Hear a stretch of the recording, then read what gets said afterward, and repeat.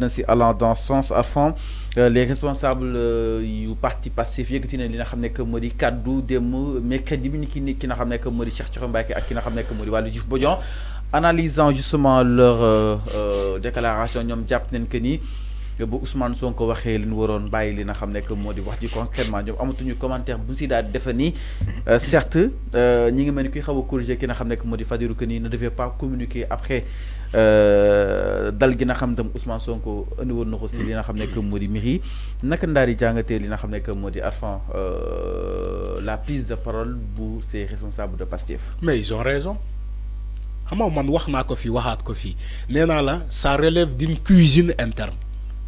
Solidarité gouvernementale wax naa ko fii j'ai employé beaucoup de mots ici bu fekkee sénégalais yi ñuy seetaan ñu ngi fàttali ko wax naa ko fii waxaat mais quand le chef de file tu es dans un bateau le commandant du bateau bu communiquer rek yow est-ce que xaw ma ndax am nga occasion jël les navires là qui font la transe maritime Dakar Ziguinchor les bateaux là Aline Sitoé Adjien ak alors mais boo duggee ci bateau bi si le commandant de bord bu communiquer ba pare balaa muy boo leen duggee ci bateau bi dañuy woo ñëpp tous les passagers dañ leen di woo au rassemblement devant l'écran pour écouter le commandant du bord bu communiquer comment utiliser les ceintures de sécurité les gilets de sauvetage wax ni que bu amee en cas de jéye nan la ñuy sauver ñi bu waxee ba pare léegi ñu jox maintenant comment dire l'autorisation aux gens d'aller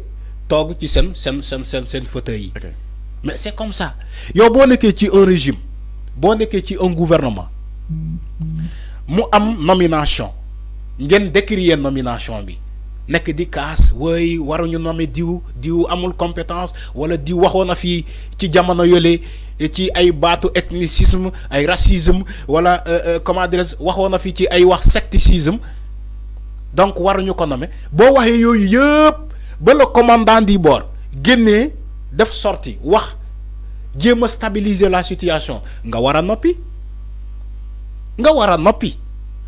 mais yow quand le commandant bu génnee stabiliser yooyu ngay continuer di wax mais kon yow respecté wu kooku tu n'as pas de respect. Ousmane Sonko aujourd'hui il est le chef du gouvernement le chef de l'administration territoriale. Est-ce que y a un dégât moi mais Fadilou Keita il est dans une administration territoriale te Ousmane Sonko mooy patron le chef de l'administration c'est Ousmane Sonko. Ousmane Sonko bu génnee communiquer bu def communiquer wax stabiliser ñëpp mais Fadilou Keita il doit pas continuer de parler képp ku koy wax dëgg Fadilou Keita lii nga koy wax parce que il est dans le même bateau que Ousmane Sonko. Ousmane Sonko il est le capitaine du bateau bu communiquer il y a pas un autre bu war a communiquer maintenant boo waree communiquer da nga koy woo si suuf jël ko si suuf PV nga ne ko mais est-ce que nekku il a essayé. non loolu yow yaa ko wax c'est pas comme ça la communication que Fadilou a fait c'est pas une bonne communication c'est pas bon moo tax nga gis les membres de Pastef ñuy toog di ko attaquer. damay ñëwaat ci question bi Pape Ngagne posé woon Cheikh Thioro. oui enfin donc le président Bassirou Diomaye su waxee wala kon su nommé c'est sujet polémique Ousmane Sonko tamit su waxee ñëpp dina war a nopp kenn waratul wax concrètement. oui comment le comprendre. oui mais c'est ça parce que Ousmane Sonko président Bassirou su nommé. oui polémique bi ñëpp dañuy wax. oui ku si nekk di bind. oui Sonko su waxee ñëpp noppi. oui c'est parce que Ousmane Sonko. donc Sonko la ñuy topp. non du Sonko la ñuy topp parce que Ousmane Sonko il est le chef de l'administration il coordonne l'action gouvernementale. Ousmane Sonko il est le président du parti PASTEF Fadilou Keita il est de PASTEF ils gouvernent ensemble dans la douleur comme dans le bonheur ils ont ce qu'on appelle une cuisine interne la solidarité waaw léegi président bu defee nomination yow d'accord ci nomination bi mais nga wax en premier lieu nga wax Ousmane Sonko qui est aujourd'hui le premier ministre le chef de l'administration mu génnee stabiliser ñëpp wax ñëpp d'accord lii am na mais lii ak lii ak lii ak lii il a expliqué en détail mais Fadilou Keïta n'a pas besoin de rajouter une couche. Il n'a pas besoin de rajouter une couche. Parce que le chef de l'administration territoriale, wax na ba paré. Té dama japp ni que ñom ñoo and ci liggéey bi. Wa. Mais est-ce que solution bi jappone ñu baña commenter ci ay décisions? Non, non, on est dans une démocratie. Le président dans la démocratie, personne n'est parfait. Chaque décision, des gens peuvent le commenter. Okay. Des gens peuvent commenter une décision. Parce que le commentaire est libre. Les faits sont sacrés et le commentaire est libre. Le président, il prend des actes, il prend sa responsabilité. Mais, il y a aussi le Sénégalais lambda, maintenant la décision du président, vous commentez quoi? C'est tout à fait normal parce qu'on n'est pas dans un royaume. On est dans une république avec grand R. Fallou. Il va bien. Donc, le Sénégalais lambda maintenant décrier la nomination du président, mais c'est pas un membre. C'est pas un membre du propos d'Ousmane Sonko. La décision du président. Mais nous décrire exactement les cadres. Le membre du gouvernement. Le membre du gouvernement. Il est confronté à beaucoup de situations. Quelqu'un qui est dans le gouvernement. Il y a d'abord la solidarité gouvernementale. Il y a aussi le secret de profession. Le secret. Ça aussi, ça existe. Donc il n'est qu'un membre du gouvernement. Non, il est un membre du gouvernement. Il est un membre du gouvernement. Tous les directeurs généraux font partie du gouvernement. Pourquoi maintenant on dit les ministres de Macky Sall, les DG de Macky Sall? Mais le DG a été nommé par la même personne. Fallo, il faut arrêter toi. Le ministre, si son collègue, c'est le premier ministre. Oh, c'est le président. Non. Le président Bassirou Diomaye Diakhar Faye. Non. Ok, allez, continuez. Les ministres, c'est sous proposition du premier ministre et la validation du président de la République. Fallo. Il faut nga xam état lu muy doxé. C'est le premier ministre qui propose les ministres. Le président de la République valide le choix. Si le président ne valide pas, aucun ministre ne sera nommé. Président moi nommé les ministres là.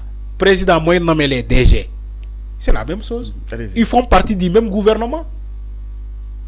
Donc au final, on dira que le DG Fadilou Keïta, qui est le DG du CDC, de la CDC, il est comptable du bilan de Diomaye. Amna det, amna wala amul. Voilà, c'est ça. Donc il est appelé au sens de la retenue. Mon Fadilou Keïta, il doit avoir le sens de la retenue. Oui. Parce que quand tu es dans un régime et que le régime prend une direction, tu dois aller dans la même direction avec ce régime-là. C'est même ça, c'est Arnold. Ouais, il a son andoulé, tu rends le tablier. Tu démissionnes. Comme l'a fait Thierno Alassane Sall avec Macky Sall. Alors, Thierno Alassane Sall était ministre de l'énergie. Nous beaucoup signé lo xamantene du gëm-gëmam dafa japp ni que bu ko défé du arranger le peuple sénégalais. Il dit Macky Sall, man je signe pas ça parce que ça et ça et ça. Macky Sall ne ko non dang koy signer parce que le régime mo né da ngay signer. Soit tu es avec nous, soit tu n'es pas avec nous. Il a décidé de rendre le tablier Thierno Alassane Sall, il démissionne. Il dit je ne suis pas dans ça. Il y a des gens qui ont démissionné parce que dañuy gis ben décision bo xamantene ñom anduñu ci. Nous essayons de communiquer. Le régime dit non, nous on maintient notre position. Le gars il dit tout simplement je démissionne. Il y a des gens qui ont fait la même chose. Si Fadilou Keïta il est dans le régime de Diomaye, il n'est pas d'accord des nominations de Diomaye, tu démissionnes. Tu dis comme moi je ne suis pas d'accord. Andoma Akien, au lieu que Matog dit contrecarré qui bire la boîte, dès que tu boîte bi ba paré di len xex parce que d'accord ma ci la nomination. Je me retire tout simplement. Next lenen. Wa ila nga and ak ñom nga nopi. Tu es obligé nga nopi. Parce que yow tu es d'accord. So d'accordul sax so bëggé ba ñax. So d'accordul. So d'accordul mën nga ko. So d'accordul tu le fais à l'interne. C'est pas dans les médias. Do dem ci caméra ak micro. Bon d'accord, il faut interpeller Ousmane Sonko. Fadilou Keïta, il a le numéro de Ousmane Sonko parce que xaritam la wayam la. tu le contactes nga ne ko mais premier ministre c'est vrai que wax nga lii ak lii léegi à l'interne est-ce que duñu jéem a def lii wala lii ak lii ak lii ça se règle au niveau interne mais guerrier lu di def ay live di dem ci non mais quand même. xam nga yow Diomaye la ñu yab.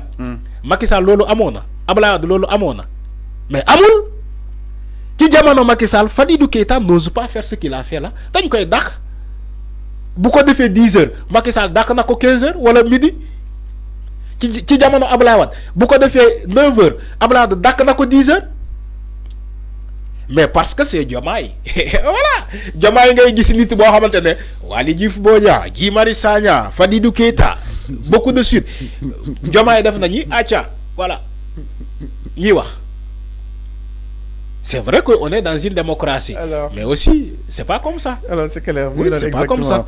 Miru ki nga xam ne que moo di Fadilou Keita. C'est pas comme ça. ak rebondissement yi nga xam ni itam am na si allant dans ce sens alors ñu daal di ñëw itam si leneen du côté exactement de la régie ginnaaw ki nga xam ne que moo di Fadilou Arfan dañuy dikk.